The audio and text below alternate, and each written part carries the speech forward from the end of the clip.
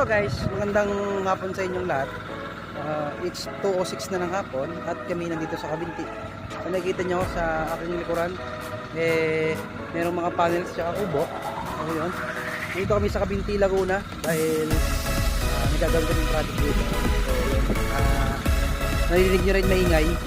Gawa ng may ginagawa doon yung pump, yung tubig. Kasi magkakaroon ng sariling tubig ng lugar na to. So, kaya medyo maingay, masaya sa tenga. So nakikita nyo, di ba? Mga solar tubo.